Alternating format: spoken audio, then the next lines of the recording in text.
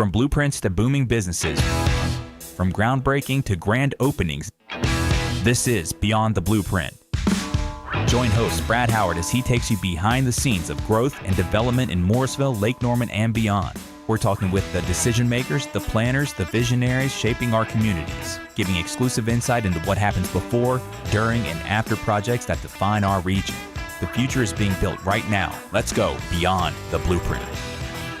Good afternoon. Thank you to those tuning in on the radio on 105.9 FM, 100.7 FM, 1400 AM, on social media, on WSICnews.com, and on demand with the WSIC News app. I'm your host, Brad Howard, and today we are joined by Michael Culbreth, co-host of Blind Spotting podcast with Andrew Coates and Travis Sherrill, 27-year educator with the Iredell Statesville School System, the current assistant principal at Lake Norman High School, voice of the Mooresville Spinners, and most importantly, like myself, a lifetime resident of the Lake Norman region. Today's topic is a look back at where we were, our perspective on where we are today, and ideas that we have and visions for what the future may look like in our region.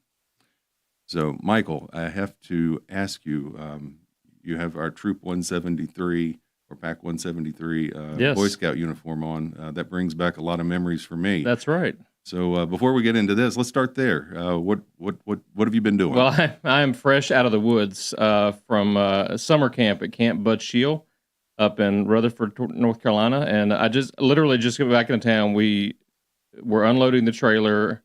We meet and are based up at Center Presbyterian.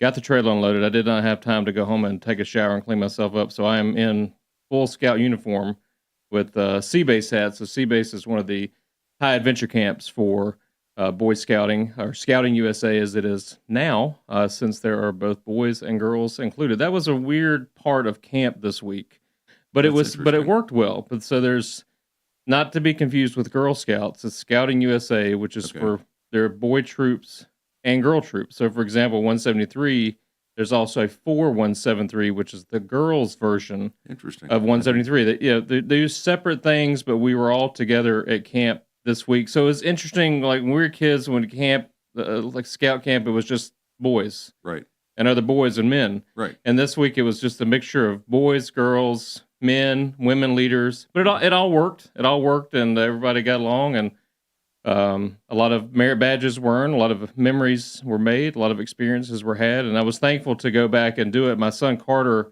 who is 17 and got his Eagle Scout last year, wanted to go back to Scout Camp one more time before he ages out as an 18-year-old. And so I was fortunate enough to go and serve as an adult member this week with him and the rest of the troop. So, yeah, literally just back. And told Brad I was walking here, I'm sorry if I don't smell great.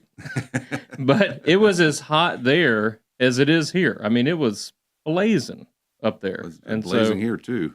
So it's hot all over the state of North Carolina. But yeah, that's why I'm in a scout uniform and just thankful for the opportunity to be here. So thanks for having me, Brad. No, thank you for coming on today.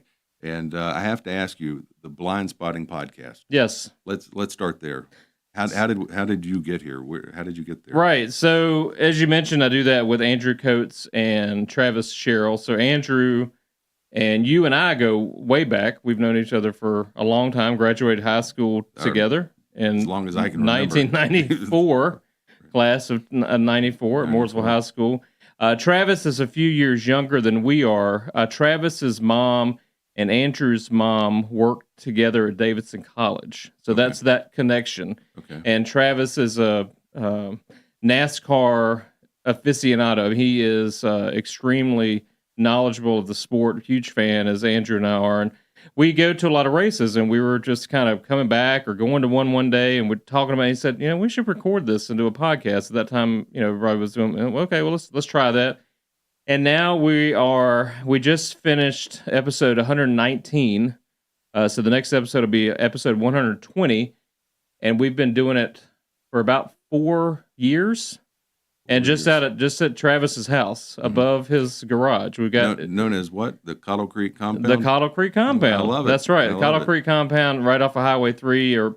They live right across the road from Powder Creek Church out there. So we've had a lot of guests. We usually just talk about racing. We do it about every other week, just with schedules get a little crazy. Sometimes it's once every 3 weeks. We start out doing every week, and that is a hard thing to do, especially trying to get guests. But we've had some really good interviews with. We had one of Bobby Allison's last interviews. I think his last full-length interview before he passed away was with us. We actually did it at his house.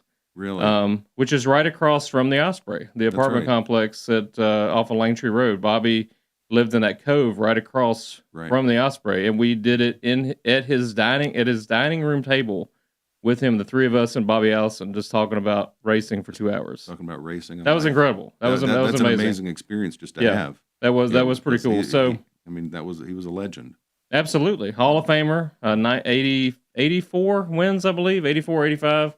And we're just very lucky to have gotten time to spend with him. So we do that, and we go to a couple races every year, and it's blind spotting because Travis is legally blind. Like, he can see shadows, images. Like, he can go to the race and see the cars on the track. Mm-hmm. They're probably not as clear as they are to you and to me. But at the track, the drivers have spotters who watch around the track for them. So we just put it together and, like, your blind spotting, I like not to be confused with Train Spotting, the movie. I think that was about drug use. That is not what we talk about. I remember the name, but I don't remember the movie. But on the same point there, your tagline, for the people, by the people, I think really captures the spirit of our conversation today about the authenticity of voices from our community. Right. We are all three of us natives to Mooresville, as you are.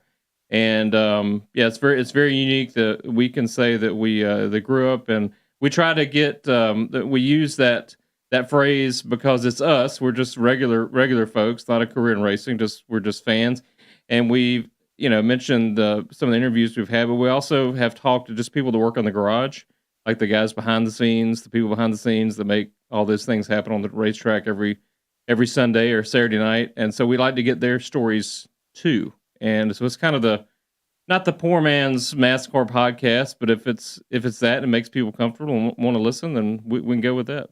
So on that note, what do you see as the future of racing coverage with podcasts? Well, Dale Jr. has a lot of that market cornered. A lot of people listen to him as his download, and it's a good show. He's got a rich history in the sport, his family does, and he's certainly used that to his advantage, but the show is really good. I'm not going to say it's not, listen to us instead of him. Listen to both of us.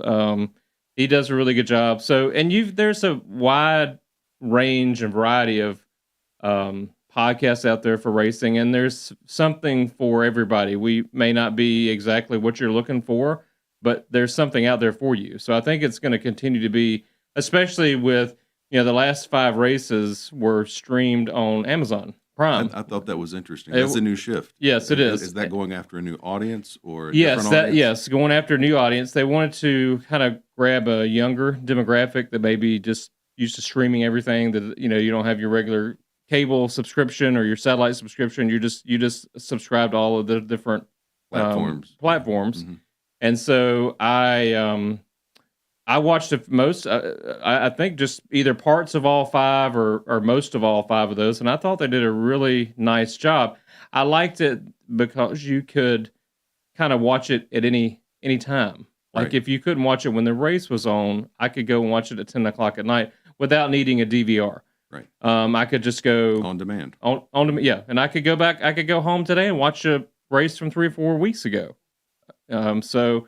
It's I think that that's certainly a step into the future. They're only doing the five races, and they just completed those. And then this weekend, Saturday night race from Atlanta will be on TNT.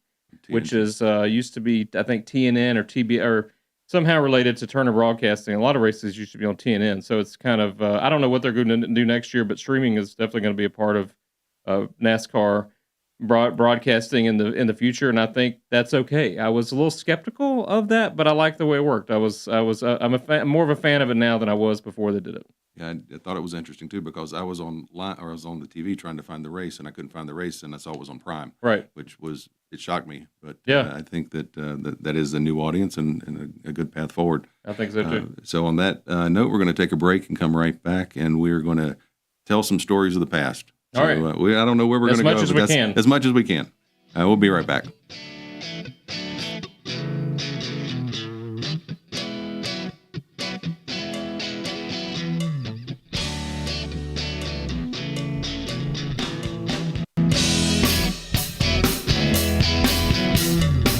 And we're back on Beyond the Blueprint, and we are joined by Michael Culbreth today, and we're telling stories about his podcast and about us growing up and what life was like before, what it's like today, and our vision for what the future may look like.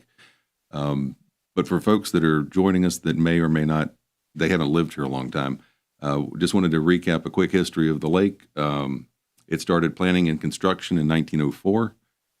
They started purchasing land. Duke started purchasing land in the 1920s.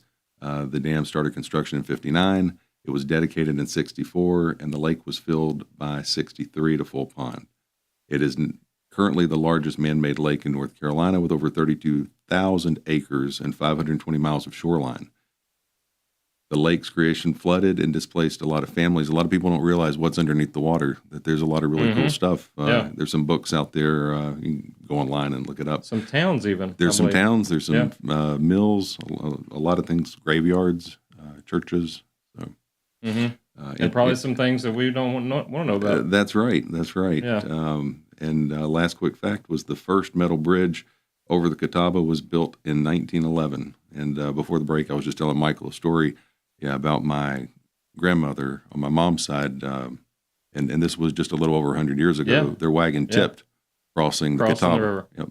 Because there was no lake, it was just a river. Right. And there was no bridge. So and it's not like we're not talking about rapids up in the mountains. So if you've traveled down I-40 towards Hickory, you've kind of driven over the Catawba River, and it's expansive, and it spots very deep. Not necessarily, like I said, rapids, but it's not something just, let's just, you had to plan that out, because if you tipped over, that was, you had to deal with that. You did. Right then. There was no AAA, like you said. There was no AAA. You were the AAA. And so, that's amazing. And to think about it, like you think of the pyramids, thousands of years ago, things happening hundreds of years ago, but then the last century has just seemed like warp time. I mean, 1903, the Wright brothers flew in 1903. Right, I believe and it's thousands of 1903. years before then, we were still on horseback. Right, and then and then the knowledge we've gone to the moon, thought about going to Mars. And so the technology's there for Elon Musk's rocket to be caught by clamps coming down. Yes, and it land on its own. I don't know where we're going from here, but you're right. I don't know, but it's interesting, and so much. What a time to be living, good and bad. And then, like you said, just a little over 100 years ago, your grandmother was crossing the river in a wagon. Right, and we can take it closer in time. Just in our parents' generation, there was no I-77. Before that, there was no 21. So the iteration is if you went to Charlotte, the farm to market road was through the towns. It was 115. Yeah, and my parents told me about that because they would drive back and forth to Charlotte, and I want to say my parents bought the property where we live down off of Lane Tree Road in the early 70s, or built in the early 70s, and I want to say my dad was going back and forth to work in Charlotte, and there was either they were building 77 or they had just built it or something, but I do remember, I didn't get the stories from hearing, but my mom would tell me how, because he passed away when I was really young, but my mom would tell me how he would have to go to Charlotte, and then there was no interstate. It would take, go down. One way down. Right. And then they built the bypass, which was 21. Mm-hmm. And when they got to where the lake is, it goes away. So when you get to Cornelius, it merges in with 77. Which is, is where you see the backup. Mm-hmm. And the beautiful water that people just can't. Is it let's see, 77 comes down from Ohio, or we definitely know it comes from West Virginia. So from West Virginia, I guess it goes up to Is Ohio. It the first lake you come across? It can't be. People, come on, just keep going. Keep going. It's the best billboard we have. They see the water. and they're going from one place to the other when they pull off and stop and they move here. Yes. Everybody gets to live on the water with those boats and those yachts. No, not everybody. And you can't, they just don't give you one when you move down here. You kind of have to work for that and earn that. But it's, now that part Brad and I are both born in 1976 and graduated Mooresville High School in 1994. So that interstate's always been there for us. That's something we always remember. Right. And driving up the lake. And, do you remember, and I don't know, I think I was a teenager, maybe early 20s, somebody jumped their boat over over 77 right there between Davidson and Cornelius. They did. I'm not imagining that. No, they were turning. My understanding is they were turning and hit the rocks and went up, and the boat just flipped upside down and landed in between. In the median? In the median. Yeah, in the median, yeah. Wild stuff right there. That's wild stuff. Terrible. I think alcohol was involved in that. I think the chances are high that there were. So, yeah, we grew up on Langtree Road, exit 31 now. It's interesting that some people refer to them as exit numbers and then or road exits. I've always kind of referred to them as the numbers. But we were talking about also a little bit of the break, how you could just there was a lot going up and down Langtree Road and other roads, a lot safer, a lot less traffic. We used to ride 4-wheelers and 3-wheelers up down that road. We did. And if people can think back, I remember growing up, it was the only 3 kids that lived on the entire road were basically you, of our age cohort, right? Yes. Was you, me, and Rodney. Mm-hmm. Yeah. Rodney Childers, a NASCAR back to NASCAR crew chief. Yeah, that's full circle. And we interviewed Rodney. Rodney was one of our first interviews, so that was a good one. So yeah, and we used to get a whole lot more snow. I don't know why. I mean, weather patterns change, but we used to get, I want to remember 2 or 3 like decent snows every winter. And then we'd ride them down the road on our 4-wheelers and Rodney on his 3-wheeler. And we were the only ones out there. So if our parents needed something from the store, we go, if the store was open, and back then the power would go out for a couple of days. I mean, it not a couple hours. It'd be out for a while. I mean, there was so much snow. I remember the car. You couldn't leave the house for a couple of days. You could not leave, and so we were the only ones. We were the ones out and about, and you could go anywhere and not see a car at all. Maybe on the highway, maybe on the interstate, but exit 31 did not. There was not an exit 31 at that time. It was a bridge over the interstate, and then you access the interstate from 33, or I guess that'd be Highway 21 exit 33. So you'd have to drive up there and along Alcove, but yeah, that's just changed quite a bit when you think about all and so quickly. I know. I mean, if we're in that time period, I'm thinking now to go to the grocery store. There was it an A&P and a Harris Teeter in downtown Mooresville? Yeah, I remember the Harris Teeter. Yep, I remember there was also a Sears store where you pick things up, and a Belk downstairs as well, and the Belk downtown. That's right. And until they built the theater in Cornelius, which is now another business, when we would want to go to the movies, the only place we went to was Statesville or University. Yes, those were the 2 closest movie theaters. There were, and there was no Netflix or online or anything else. No. What was the name of the? There was a video rental place. It's a T-Town? No, the one at exit 33. It was a big deal when the video place came to town. Where the dispensary is now. I believe that's it. And it was oh my goodness gracious. It wasn't T-Town. I can't remember. Showtime. Was it Showtime? Showtime. Right next to the penny store. Now and it had a pet store in it at one point. It did. It was half videos. And there was a hardware store there too. Right across the parking lot. It shared that's right. It was a hardware store. Yeah. I don't know what it was before that.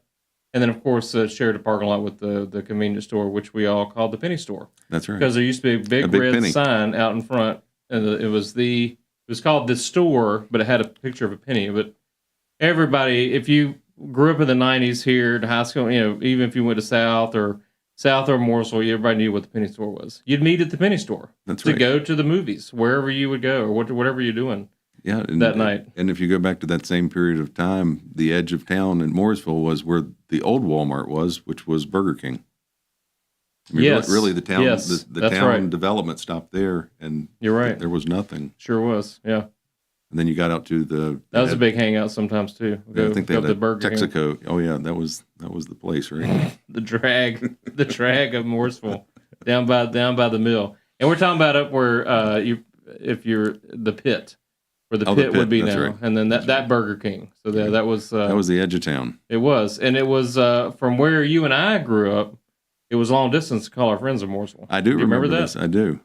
Yeah, so it had to be you had to wait till after 9 or something, and it was a little cheaper. And forget calling Statesville, that wasn't happening. Right. And we weren't paying for that. And there were no cell phones, and No. You had the phone in the kitchen with the cord that was 20 feet long. That's right, around the corner. Yeah, Yes. so things were a lot different.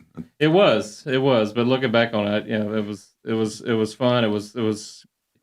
We had a lot of things to be happy about, and it was simple. And I think going and doing things meant a lot more. Like going over to spend the night at a friend's house, or if somebody had a birthday party, or it was just those things were just such bigger events. Yeah. And now it's just a lot of it's commonplace. Right. Because it's so easy to access your friends. Right. Everybody stands with the phone. Right. Even if their friend is across the table. So the drives me crazy. the time with friends maybe was a little more we didn't probably realize it then. Right. But we got excited because we'd spend time with our friends or get to talk to our friends, and now you can just do that anytime you want to. Right. So it's interesting to think about the technology, and that's true of anywhere you live or wherever you grew up. But that's just the way. You remember the skating rink? I remember the skating rink. Which is now a veterinary place, I believe.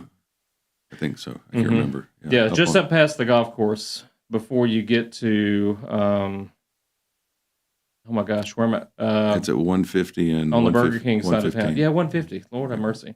Or River Highway. River Highway. For some of you other folks. For the new folks, River Highway. River Highway. Yeah, no, and when we come back, we're gonna take a quick break here, and when we come back, I was thinking when we were talking about fun and things growing up, is we were in I think 4th grade, and we all went to space camp. Yes, we did. So yeah, that was one of the coolest memories I have. So, it was so much fun. It was me, you, Rodney. Yeah. Richard Gordon. Yes. And was there a 5th? I think it was just us 4. Yeah. Yeah, that was so much fun. And down in Huntsville, Alabama. I mean, I remember it. Now we were cleaning out in one of the moves, and I came across that blue jumpsuit from when we went. So my mom had kept it. So, that's cool. Yeah, I've still got the notebook. I remember getting a notebook, and I still have that somewhere. It's in my son's room now. Who's now he's in my room, the room I was a kid in. That's his room in our house because we're in the same house. There you go. And we'll continue that conversation, and we'll be right back.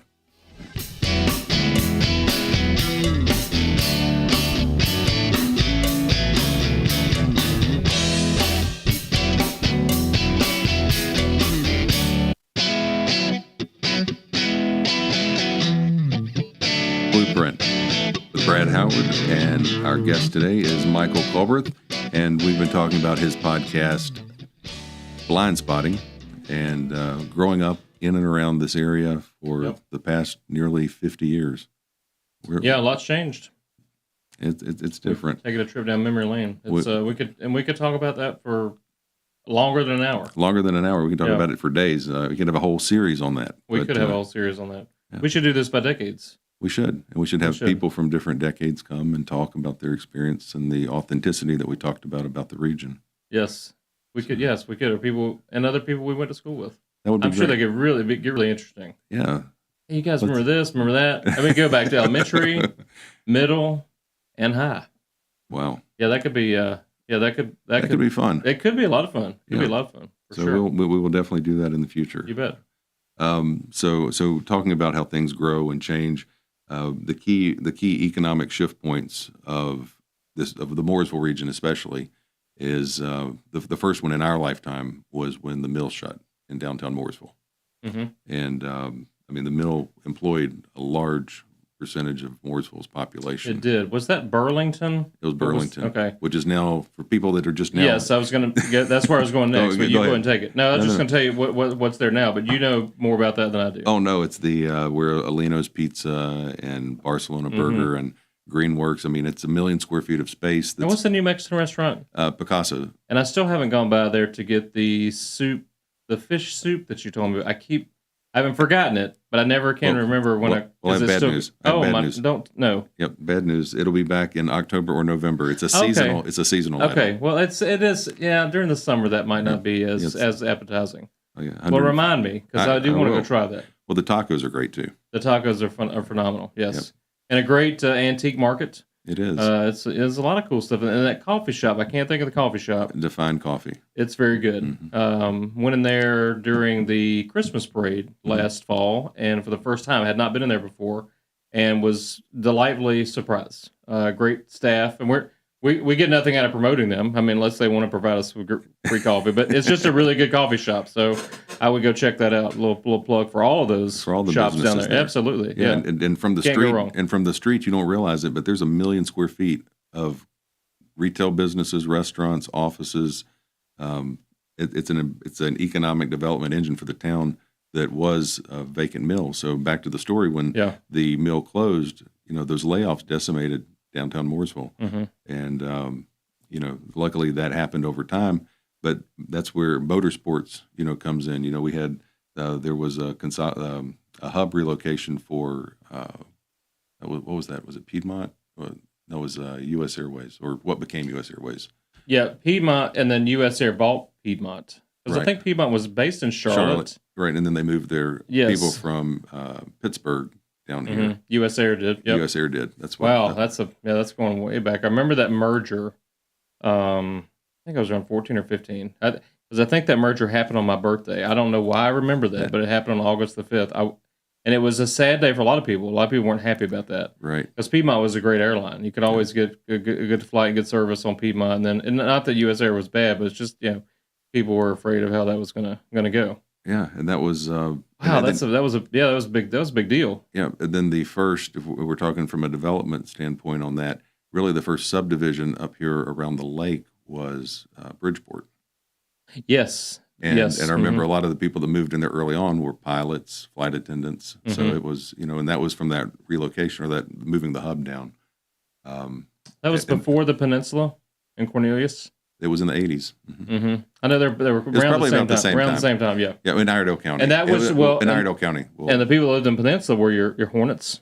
Right. Original Hornets. Yes, a lot of Hornets lived in the Peninsula. Yeah. I mean, because that, and then your race car drivers, like you had alluded to, and and then when the Panthers came, a lot of that's been 30 years. 30, yeah, we're old. The Hornets was a big deal. That was 80s, 88, 89. Yeah. That was huge for the city of Charlotte. That was a major thing, and all those games were sold out. And you end up seeing. But that was anyway. You're excited. I get excited to talk about things that I haven't thought about in a long time, which are really cool things when we were kids. Right. So that was sort of the first push of population influx into the area, and then motorsports came right behind it, and that fundamentally changed. I know Mooresville's landscape in the greater region. You can probably talk more about that with the motorsport side of it. Yeah, and so there were a lot of teams that would come and base, and then the whole development of the race park over off of the Rolling Hills Road. Yeah, the Penske's coming up here. They had their park northeast Mooresville, which they're still out there. Both of their NASCAR program and their IndyCar program all housed in the same complex. And you had DEI. Out Highway 3. Highway 3. It's still there. And then obviously when Earnhardt Sr. passed away in 2001, there was a shift there. They still do things out there. They manufacture different things, and but there's still things going on. They're not obviously not the level it was back then. And then you just had a lot of. I remember. So if you're going down, I guess everybody calls it Williamston Road now. I guess but it was 1109. Was the road name. All of our roads were numbers. They weren't named back then. Right. And our mailboxes were routes and boxes. Right. And we were Route 2, Box 662 was ours, or 663. It was definitely Route 2. We were on Route 2. Mm-hmm. And we lived off of 1208. 1208. Yes. True. So 1109, I remember there was so where Eddie's is now, that used to be an old diner, not like a silver bullet thing. Not that kind of diner. It was just an old building, and you could go and get a hot plate lunch and a blue plate special, kind of like Trackside used to be in downtown Mooresville. That sort of place, just good food at a good price, and you'd see racers in there. Mm-hmm. You'd go in there for lunch, and that's where all the working people out building all those houses, and where the single wides were giving way to the bigger homes. As more money came into NASCAR with the Winston sponsorship, and NASCAR started not only coming up from Charlotte, but coming down from Wilkes County and kind of meeting at the lake. They all drove across 77 and saw what you were just talking about. And they said, well, let's stop here. Let's stop here. That's right. And so it is kind of coming down out of the hills and people moving to the lake. And I remember not far from where we lived, Tim Richmond bought a house in Queens Cove. He lived in Queens Cove. That. Yep. And that was a big deal. And Tim was a very talented driver. One of my favorites. He unfortunately passed away due to AIDS. Well, he wasn't, and he, I got to tread around this. He was very popular with the ladies. And so he contracted the AIDS virus and eventually died from that at a very young age. I want to say early 30s, but a very vivacious character back in the 80s and a very talented driver. But I remember you'd run into him, you'd see Ricky Rudd out, you'd see all those guys out and about because they lived in the area. And then, as we mentioned, the Hornets started coming up, and the whole place just became very interesting to people that didn't live here. Right. And they wanted to come here. Right. And be a part of that. And like you said, the NASCAR got bigger and bigger, and they employed more and more people. Yep. And so those people moved here, and And most people don't realize a NASCAR shop, how many people does it take to run one of those? Oh, my gosh. Hundreds. Hundreds. Well, like your Penske's. Mm-hmm. Now, you're smaller, and most are 2 to 3 to 4 car teams nowadays. But say you're just running, like Front Row Motorsports out there near the Chick-fil-A and the race park. They've got 2 cup cars, maybe 3. And that building, they probably employ, I don't know, 100, 200, I would guess. Right. At Junior Motorsports. So they are just Xfinity teams. They're not cup teams. So you walk through that building, feels like about 50 employees. Right. And that's one team, one team. Yes. So you think about the trickle-down economic impact that each team and each job has on the community. And, the motorsports community has such a tremendous economic impact to our region, and there's other diversity here in different businesses too. I mean, we have Lowe's corporate, just our economy is what makes us, and we had an earlier show about this, is especially in Mooresville, it's the first quantitative employment center because there's more people that drive into work than drive out to work when you leave Charlotte. Mm-hmm. So it's an employment center as opposed to a suburb. Mm-hmm. It has, that's shifted big time. Yep. It sure has. And we'll touch on those numbers and talk about what we see for the future when we come back. Again, I'm Brad Howard, joined by Michael Culbreth, and this is Beyond the Blueprint.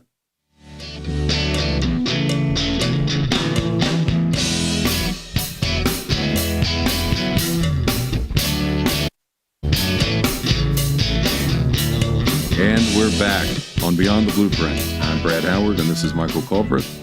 And we are finishing up on what does the future look like for our region. I mean, we've talked about, the region is where it started, where we have come from, where we are today, and now we're going to talk about where we're heading. So from a quiet mill town to a diverse economy. Mm-hmm. What kind of perspectives do you see? A booming sub-metropolis. Sub-metropolis. Is that right? Is that accurate? A sub-metropolis. I mean, it's... I don't know. It's hard to say. There's a lot of undeveloped land on the east side of Mooresville as you go towards Rowan County, so there may be some plans for out that way. Around the lake, I don't know how much more can be built on the lake itself. I don't know how much more available shoreline there is. There's not a lot of industry that you would put right around the lake as far as like manufacturing or something like that. But I still see a lot of people moving here. The widening of 150 is going to be interesting. I don't know how long that's going to take, but it's going to certainly be a mess. If you remember when they did Brawley School Road, that was a nightmare, but great after it was done. It really improved the traffic flow on out that way, and I'm sure they'll do the same thing for. How far are they going to go with that? Lincoln County? What's the latest on that? Which one? 150. The 150. So it stayed on the STIP. It's moving forward. A lot of projects. We had Paul Thunberg on a few months ago, and we were talking about the projects that either were pulled from the STIP or got delayed because a lot of the funding had to go to Western North Carolina for Helene, right, to help rebuild infrastructure up there. But 150 is on schedule. It's under construction, and I believe it's about 4 years of this phase, and it'll go over to Lincoln County beyond the lake. Okay. In phase 1, and then phase 2 is the next 4 years beyond that. And there's a lot of development. I had to drive over to Lincolnton a few weeks ago, and I guess it was probably around 4:00. And that I used to work in Lincoln County, and it took me about twice as long. The amount of traffic out there is tremendous. Now they've got that whole development out near Slanting Bridge Road, and there's a lot of it just was constant. It was bumper to bumper moving, but at like 35, 40 miles an hour, at the max. You used to be able to hit 60 going out there to Denver. I know. And I you think, can now. No, you can't. I think the number from a couple of years ago that I saw was it was about 19,000 cars a day come across the bridge. God, that is crazy. From Lincoln County. That is because the services until Sherrills Ford had developed out, everybody that lived over there, all the houses had to drive to Mooresville for services. That's right. So, and that's made a big difference. That's a nice development. They've got a lot of things right over that way in that new development is that a Publix, I think? It is. Yeah, there's a lot of things. And then Denver, just forget about driving through downtown Denver. That's any day. That's crazy. That's like if the main drag of if 21 or 150 went through downtown Mooresville. Mm-hmm. It's getting to Denver. Yeah. That's like driving through Denver. I think we're just gonna. It's a very attractive area. Mm-hmm. I don't see unless the lake just dries up, or the river would have to dry up, or the dam breaks, or something catastrophic. I don't see people moving to this area. It's very attractive. There's a lot of jobs to be had, plenty of places to live.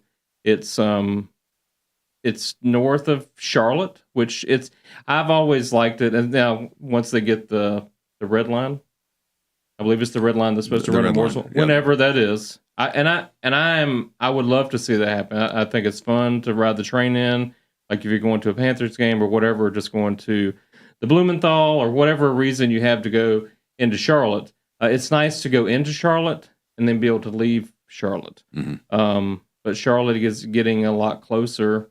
It's a lot closer than it used to be. Mm-hmm. There's not as much of a natural break between Charlotte and Mooresville as there used to be, because all the towns in between are getting bigger. Together. Yeah, they're kind of growing together. Especially North Mecklenburg. I mean, you can't tell Davidson from Cornelius from Huntersville anymore. You can't.